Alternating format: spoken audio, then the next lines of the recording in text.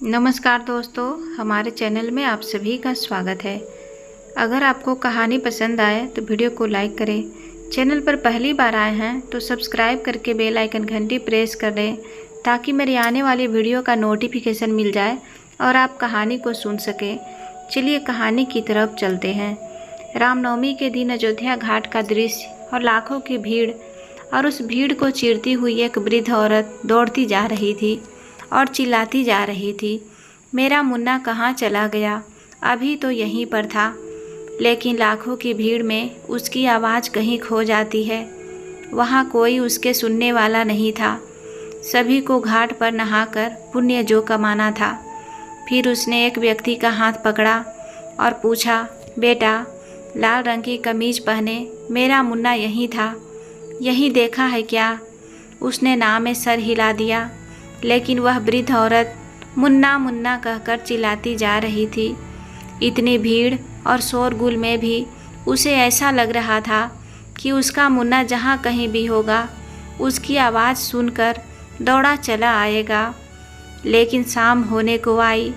चलते चलते उस बेचारी बुढ़िया की आवाज़ भी बैठ गई और थक हार कर स्वयं भी फूट फूट कर रोने लगी। अरे कहाँ गया रे मेरा मुन्ना? कोई तो ढूंढ निकालो, उसे ठीक तो होगा ना? वह ऐसे ही हजारों सवाल सोच सोच कर उसका दिल बैठा जा रहा था।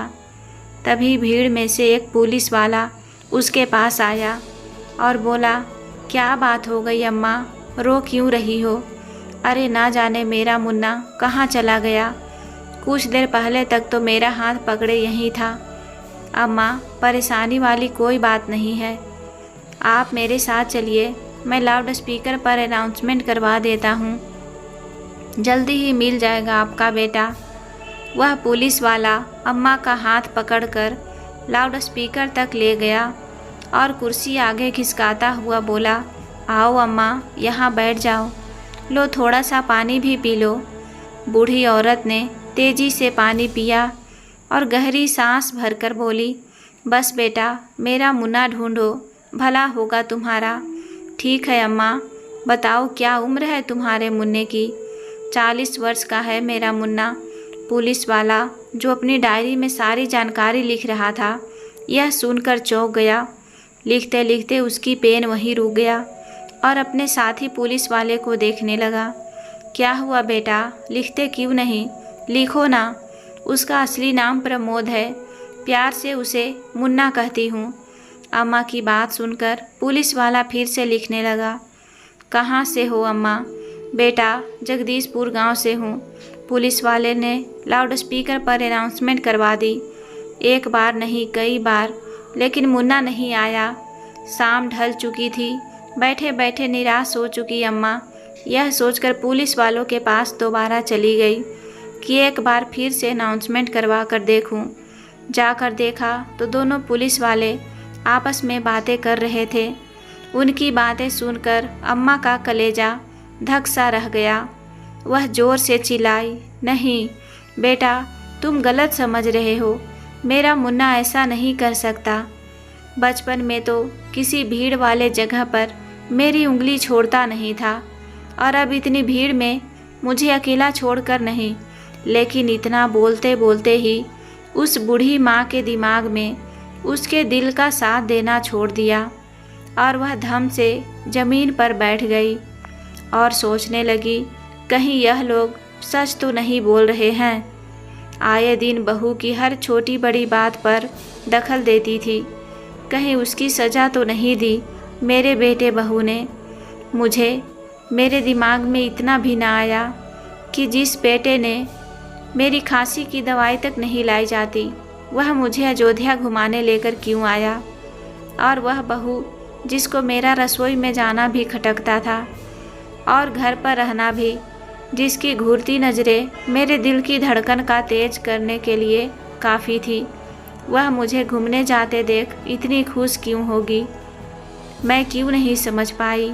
यह सोचकर बूढ़ी माँ निराश होकर अपना सर पकड़कर बैठ गई और मन ही मन सोचने लगी कि दोष मेरा ही था। उसके पिताजी के जाने के बाद मैंने सारा घर अपने बेटे बहू के नाम कर दिया। सोचती थी आखिर घर तो मेरा ही है, समय रहते ही सारे काम निपटा दूँ तो ही अच्छा है। लेकिन मुझे क्या मालूम था मेरा अपना ही बेटा ऐसे करेगा। सोच सोचकर बूढ़ी अम्मा का कलेजा मुंह को आ रहा था। रात बीतने लगी, सुबह होने को थी। सोचते सोचते बूढ़ी अम्मा के कानों में एक अपरिचित आवाज़ आई। क्या बात हुई सर? क्या आज फिर एक बेटा अपने माँ को भीड़ में छोड़कर चला गया? फिर पुलिस वाले ने बूढ़ी अम्मा की तरफ इशारा करते हुए उन्हें रैन बसेर में छोड़ने के लिए कहा। इतना सुनते ही अम्मा के हलक से एक घूंटी चीख निकली और वह तेजी से अपने पैरों पर खड़ी हो गई। बेटा, मैं बूढ़ी जरूर हुई हूँ, पर मैं मजबूर ना तो पहले थी ना ही आज हूँ। ऐसा कहते हुए उसकी आंखों से भय का भाव अचानक ही गायब हो गया। पुलिस वालों ने अम्मा को रोकने की बहुत कोशिश की। अम्मा, अपने घर का पूरा पता बताओ, हम तुम्हारे बेटे को खोज निकालेंगे। लेकिन अम्मा ना रुकी और देखते ही देखते भीड़ में गायब हो गई। पुलिस वाले ढूंढते रह गए, लेकिन इतनी भीड़ में उन्हें ढूंढना मुश्किल था। अम्मा बूढ़ी जरूर थी, लेकिन उसके दिल में खुददारी आज भी जिंदा थी। वह किसी पर बोझ बनकर जीना नहीं चाहती थी। बूढ़ी अम्मा बस तेजी से कदम बढ़ाती जा रही थी। दिमाग में उथल पुथल मची हुई थी। कहाँ जाऊँ, क्या करूँ? सुबह का समय था, जोरों से भूख लगी हुई थी। देखा तो सामने चाय का ठेला था। अपने पल्लू से 500 रुपये में से 20 रुपये निकालकर चाय वाले को दिए और उस चाय का कप और ब्रेड लेकर पेड़ के नीचे रखे बेंच पर जाकर बैठ गए। चाय पीते पीते बूढ़ी अम्मा अपने अतीत के गम में खो गई। उसे वह दिन याद आने लगा जब उनका बेटा पहली बार उनकी गोद में आया था। कैसे उसे चलना सिखाया, फिर दौड़ना। लेकिन देखते ही देखते हुए इतना बड़ा हो गया कि उसे अपनी माँ की ज़रूरत ही नहीं रही थी। चाय ठंडी हो चुकी थी, लेकिन भूख इतनी लगी थी कि वह ठंडी चाय और उसके साथ सूखे ब्रेड भी अच्छे लग रहे थे। चाय पीते पीते अम्मा का ध्यान पेड़ पर कलरव करते पक्षियों और उनकी चहकने की आवाज़ से अपनी ओर खींचा।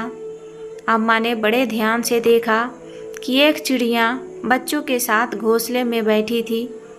थोड़ी दूर तक जाती थी, फिर वापस आ जाती थी और आकर उनसे अपनी भाषा में बात करती। शायद वह अपने बच्चों को उड़ना सिखा रही थी। अपने बच्चों को उड़ाना सिखाने के लिए चिड़ियों ने उस घोंसले से धक्का दे दिया तो वह डगमगा गया, लेकिन फिर खुद को संभालते हुए उड़ने की कोशिश करने लगा और अपनी कोशिश में कामयाब हो गया। चिड़िया खुशी से चहचहाने लगी और उसका बच्चा जो नया नया उड़ना सीखा था, जब घोंसले में आने को तैयार नहीं था, वह बस उड़ना ही चाहता था, मानो वह उसे बता रहा हो कि अब मैं अपनी देखभाल खुद कर लूँगा। बूढ़ी माँ यह सब देखकर सोचने लगी कि हम भी तो अपने बच्चों को पक्षियों की तरह सब कुछ सिखाते हैं, लेकिन इन पक्षियों ने आज एक बात अच्छी सिखाई कि बच्चों को काबिल बनाना तो हमारा कर्तव्य है, लेकिन ना तो हमें बच्चों पर आश्रित होना चाहिए और ना ही बच्चों को खुद पर आश्रित रहने देना चाहिए। बहुत देर चलते चलते एक जगह बनाकर ठहर गई, जहाँ ज़ोर ज़ोर से आ रही आवाज़ों ने उनका ध्यान अपनी ओर आकर्षित किया। उस ओर देखा तो एक अधेड़ उम्र का आदमी खड़ा था, जो अपनी दुकान में चाय बनाते बनाते गुस्से में चिल्लाता जा रहा था और उसके पास खड़े लड़के उसे बोल रहे थे, शर्मा जी, पराठे कब तक बन जाएंगे? हमें कॉलेज जाने के लिए देर हो रही है। अम्मा ने नज़र उठाकर देखा तो सामने ही एक बहुत बड़ा विश्वविद्यालय था। थोड़ी देर रुकिए, अभी बना देता हूँ। यह गधा नौकर भी धंधे के समय अपने गांव चला गया है। दुकानदार ने गुस्से भरे स्वर में कहा। अम्मा उस दुकानदार के पास जाकर बोली, बेटा यदि तुम बुरा ना मानो तो इन बच्चों के लिए मैं पराठे बना देती हूँ। अम्मा की बात सुनकर दुकानदार थोड़ा हैरान रह गया, लेकिन फिर अम्मा बोली, इन बच्चों को खिलाकर मेरे मन को तृप्ति मिलेगी। तुम चिंता मत करो, मैं तुमसे 1 रुपया भी नहीं लूँगी। ऐसा कहकर अम्मा ने पराठे बनाने शुरू किया और बच्चों को खिलाए। तभी आवाज़ आई, वाह इतने स्वाद पराठे हमने ज़िंदगी में नहीं खाए, मज़ा आ गया। लड़कों के मुंह से तारीफ सुनकर शर्मा जी को बड़ी खुशी हुई। जैसे ही अम्मा जाने लगी तो शर्मा जी बोले, अम्मा मेरे यहाँ काम करोगी? बेटा काम तो मैं करना चाहती हूँ, लेकिन जब तुम्हारा नौकर आ जाएगा तो फिर मुझे या उसे किसी एक को नौकरी छोड़नी पड़ेगी। इस बात की चिंता आप मत करो अम्मा, मेरे पास बहुत काम है। तुम रहती कहाँ हो? मेरा कोई ठिकाना नहीं है बेटा। अम्मा तुम यही काम करो और रात को यही दुकान में गद्दे पर सो जाना। महीने के 10,000 रुपये के साथ खाना पीना भी दूंगा और रहने की सुविधा भी हो जाएगी। अम्मा ने जब पराठे बनाने शुरू किए तो जो खाता उंगलियां चाटता ही रह जाता। देखते ही देखते अम्मा के पराठे की चर्चा पूरे विश्वविद्यालय में होने लगी थी। दोपहर को छुट्टी के बाद तो पराठे खाने वाले की लाइन ही लग गई, लेकिन अम्मा ने अनुभवी हाथ एक के बाद एक तेजी से पराठे सेकते ही जा रहे थे। आज शर्मा जी ने आधे दिन में ही हफ्ते भर की कमाई कर ली थी। सबको खिलाने के बाद अम्मा ने खुद भी खाना खाया। अपनी मेहनत की कमाई से पेट भर खाना खाकर बहुत अच्छा लगा। आज अम्मा को एक अलग ही सुकून मिल रहा था। विश्वविद्यालय में आने वाले बच्चों को देखकर अम्मा के मन में बार बार अपने 15 साल के पोते नयन की याद आई। सोचने लगी कि कुछ सालों के बाद नयन इतना बड़ा हो जाएगा और इतने बड़े कॉलेज में पढ़ने जाएगा। फिर अचानक के ख्याल उसके मन में कचोटने लगा। वह सोचने लगी कि अपने पिता के साथ मुझे ना पाकर कितना दुखी हुआ होगा, क्या जवाब दिया होगा उसे मुन्ना ने। फिर बेचारी मन ही मन प्रार्थना करती कि जैसा मेरे साथ हुआ वैसा मेरे बच्चों के साथ कभी ना हो। देखते ही देखते 3 महीने बीत गए और अम्मा के पराठों की लोकप्रियता बढ़ती ही गई। इतने समय में अम्मा की कॉलेज के लड़कों के साथ अच्छी जान पहचान हो गई और अम्मा तो इतनी कुशल थी कि सारा काम करते करते बच्चों के साथ बतियाते भी रहती थी। आज जब अम्मा पराठे बनाने में व्यस्त थी तो देखा सामने एक 8 साल का बच्चा उसकी ओर निहारता जा रहा था। उसकी आंखों में उम्मीद भरी चमक थी। अम्मा देखते ही समझ गई कि उसे बहुत तेज भूख लगी है। उसने तुरंत एक पराठा प्लेट में रखकर उसे खाने को दिया, लेकिन इस समय शर्मा जी पहुंच गए और अम्मा को ऐसा करते देख उस पर बरस पड़े। यहाँ क्या लंगर खोल कर रखा है जो कोई भी आएगा उठाकर जाएगा? यह सुनकर अम्मा को अच्छा नहीं लगा और वह बोली, मेरी पगार से काट लेना, लेकिन मैं इन बच्चों को भूखा नहीं देख सकती हूँ। फिर शर्मा जी बोले, अच्छा अब देख लिया तो कहती हो पगार में से काट लेना, अगर ना देखा तो तुम तो मेरी दुकान ही लुटा दोगी। शर्मा जी का इस तरह अम्मा को भला बुरा कहना कॉलेज के बच्चों को बिल्कुल भी पसंद नहीं आया। कॉलेज के बच्चों को बिल्कुल पसंद नहीं आया। अम्मा की तरफ से मोर्चा संभालते हुए वह बोले, तुमसे बड़ी है अम्मा, यह कैसे बात कर रहे हो तुम उनसे? तो शर्मा जी ने उन्हें झिड़कते हुए कहा, नौकर है तो नौकर जैसा ही बर्ताव करूँगा ना। इतनी बात सुनकर अम्मा के स्वाभिमान को ठेस लगी। वह सोचने लगी कि नौकरी तो आखिर नौकरी ही होती है। पूरा दिन मेहनत करने के बाद वह अपनी मर्जी से किसी को पराठा तक नहीं खिला सकती। किसी की गुलामी करना तो अम्मा के स्वभाव में ही नहीं था। बस इस समय अम्मा ने फैसला कर लिया कि अब वह अपना काम शुरू करेगी और अपने दम पर जिएगी, यह सोचकर कि जो कुछ भी होता है अच्छे के लिए ही होता है। अम्मा ने एक नई चुनौती स्वीकार कर ली, लेकिन इस बार वह अकेली नहीं थी। कॉलेज के सारे लड़के लड़कियां उनके साथ थे। उन्होंने अम्मा के रहने के लिए किराए पर एक कमरे का इंतज़ाम कर दिया और अम्मा के दुकान शुरू करने के लिए आवश्यक वस्तुओं जैसे बेंच, चूल्हा, टेबल, कुर्सी इत्यादि का भी प्रबंध कर दिया। अम्मा के पिछले 3 महीने की पगार इन सब कामों के लिए काफ़ी थी। अब अम्मा अपनी मदद के लिए एक लड़के रामू को नौकरी पर रखा और अगले ही दिन से शर्मा जी की दुकान के सामने एक बड़े से पेड़ के नीचे अपनी छोटी सी दुकान खोल दी। कॉलेज के बच्चों ने अम्मा की दुकान पर ज़ोर शोर से स्वागत किया। रामू के दुकान के पास लगे पेड़ पर एक तख्ती लटका दी जिस पर चाय और पराठा के दाम लिखे थे। अपनी दुकान की हर चीज़ का दाम अम्मा ने शर्मा जी की दुकान से कम रखा था। रामू अम्मा की अच्छी खासी मदद कर दिया करता था। पहले दिन ही उनकी दुकान को अपार सफलता मिली और वही शर्मा जी की दुकान पर सन्नाटा छाया था। उनकी आंखों में अम्मा के लिए कड़वाहट साफ नज़र आ रही थी। अम्मा से बैर निकालने के लिए शर्मा जी ने अपने पराठों का दाम आधा कर दिया।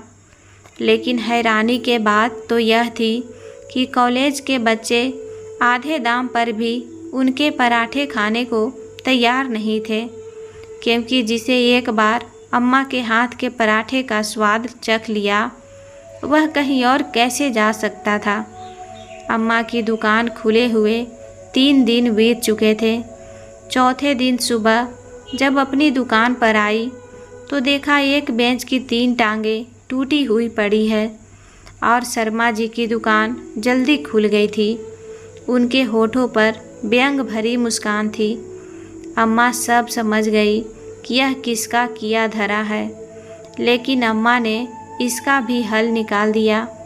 उन्होंने बेंच की बची एक टांग भी तोड़ दी और फिर अम्मा पराठे बनाने में जुट गई। आज फिर से शर्मा जी मक्खियाँ मार रहे थे और अम्मा की दुकान की लाइन टूटने का नाम ही नहीं ले रही थी। शर्मा जी की इन हरकतों को देखते हुए कॉलेज के कुछ लड़के, जो कि अम्मा के खास ग्राहक थे, छात्र संघ के प्रधान के साथ शाम को शर्मा जी की दुकान पर पहुँचे और बोले, क्यों बे शर्मा, बड़ा शौक चढ़ा है टांगे तोड़ने का? यह शौक तो हमारे प्रधान जी को भी है। आइंदा ऐसी हरकत की तो तुम समझना।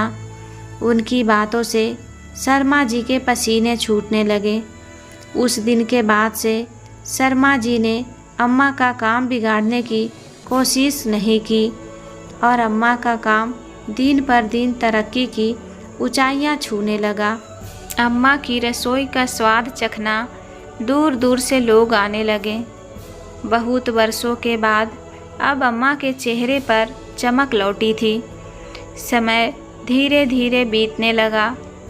कॉलेज के बच्चों की मदद से अपना बैंक अकाउंट खुला लिया और एटीएम कार्ड भी बनवा लिया। कुछ समय में अम्मा ने पास की एक छोटी सी दुकान खरीद ली, जिसका नाम रखा गया अम्मा की रसोई, जहां दिन भर बच्चों का जमावड़ा रहता, जो खाने पीने के साथ साथ मोबाइल में दिन भर की खबरें सुनते रहते। एक दिन अम्मा का ध्यान एक खबर ने अपनी ओर खींचा और आज एक बेटा बहू अपनी 65 वर्ष की बीमार बूढ़ी माँ को राम मंदिर में अकेला छोड़कर चला गया। साथ में बूढ़ी माँ की तस्वीर भी छपी थी। उस बूढ़ी माँ की तस्वीर को देखते ही अम्मा को उसने अपना चेहरा नज़र आने लगा।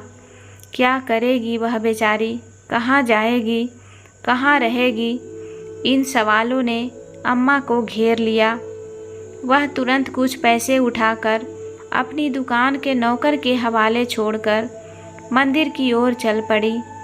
वहाँ जाकर पता चला कि उस महिला को अस्पताल में भर्ती करवाया गया है। वहाँ से अम्मा सरकारी अस्पताल को पहुँची और उस औरत की तलाश करने लगी, लेकिन वह औरत उसे कहीं नहीं मिली। अम्मा ने चारों तरफ नज़र दौड़ाई तो एक कोने में बेहाल सी ज़मीन पर पड़ी थी। वह वृद्ध डॉक्टर से बात करके अम्मा ने उसे बेड दिलवाया। डॉक्टर ने बताया कि उन्हें नींद का इंजेक्शन दिया गया है, क्योंकि वह लगातार रोती जा रही थी, इसीलिए उनको कमजोरी आ गई है और इसीलिए उनका ध्यान रखना होगा। अम्मा से बेहतर अपनों से बिछड़ने का गम और कौन समझ सकता था। अम्मा ने उनकी खूब सेवा की, खाने पीने और दवाइयों का ध्यान रखा, लेकिन वह वृद्ध औरत हैरान थी कि कोई अजनबी उसके लिए इतना सब कुछ क्यों कर रही है। उसके प्रश्न भरी नज़रों को देखकर अम्मा बोली, बहन जी, जिस स्थिति में तुम आज हो, कभी मैं भी इसी स्थिति से गुजर चुकी हूँ। जब मेरे बेटे बहू ने मेरा साथ छोड़ दिया था, तब मेरी हालत भी तुम्हारी जैसी ही थी, लेकिन मैंने हिम्मत नहीं छोड़ी और आज खुद कमा कर खाने में जो सुकून मिलता है, वह सुकून तो कभी अपने बेटे के साथ रह कर भी नहीं मिला। इसी तरह मैं तुम्हें भी स्वाभिमान के साथ जीते हुए देखना चाहती हूँ। वह बुढ़िया रोती हुई बोली, अब तो जीने की इच्छा ही ख़त्म हो चुकी है। इस उम्र में अब ताकत भी कहाँ बची है कुछ करने की।